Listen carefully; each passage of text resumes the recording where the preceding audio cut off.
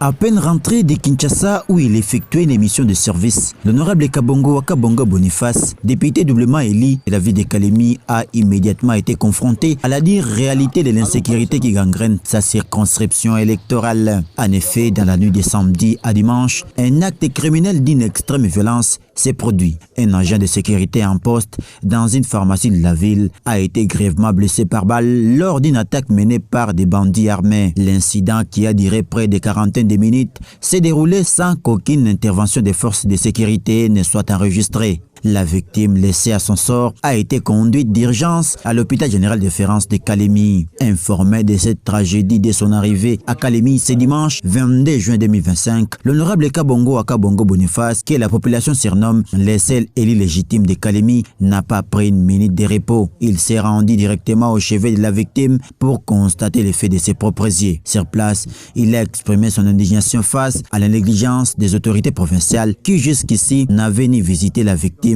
ni réagi à la gravité de la situation. Profondément ému, il a tenu à réconforter la famille en offrant une enveloppe de soutien personnel à la victime. Geste salué par les proches et témoins présents. Fidèle à la vision de son mentor politique, le président Moïse Katumbi Chapwe, dont il se revendique fils idéologique, l'honorable Kabongo Wakabongo Boniface a dénoncé avec fermeté la passivité des services de renseignement et de sécurité dans la lutte contre la criminalité urbaine qui terrorise les habitants de Kalemi. Nous sommes en train de déplorer ça chaque jour, tous les jours. Nos autorités, ils ne font rien. Ils doivent prendre cette histoire en charge. Sinon, c'est des torts.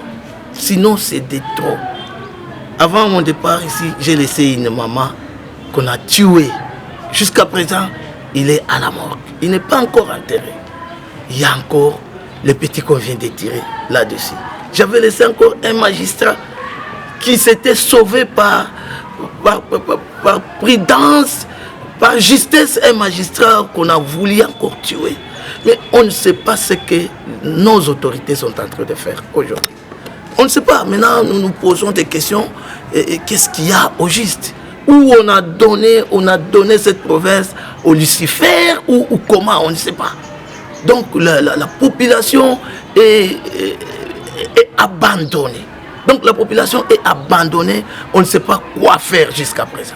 Dans une prise de parole émouvante, Kabongo Wakabongo Boniface a appelé la population à collaborer activement avec les services de renseignement, seul moyen de briser le cycle infernal de l'insécurité dans la ville. Un appel à l'unité et à la responsabilité citoyenne dans un contexte où les habitants de Kalemi vivent sous la peur et l'incertitude. J'ai toujours dit, nous devons nous prendre en charge. J'ai toujours dit à la population, nous devons collaborer avec nos forces de sécurité. Nous devons collaborer avec nos services de renseignement pour dénoncer ces gens. Ces gens sont là. Ils sont en train de vivre avec nous. Ils ne sont pas extraterrestres. Ce sont des humains comme nous. Ils sont en train de dormir dans nos maisons.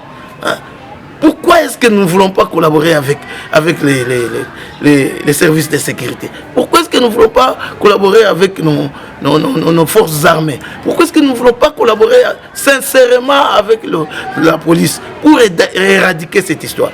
Kalemi est une petite ville. Kalemi n'est pas comme Lubumbashi, Kalemi n'est pas comme Kinshasa. Kalemi, c'est une petite ville.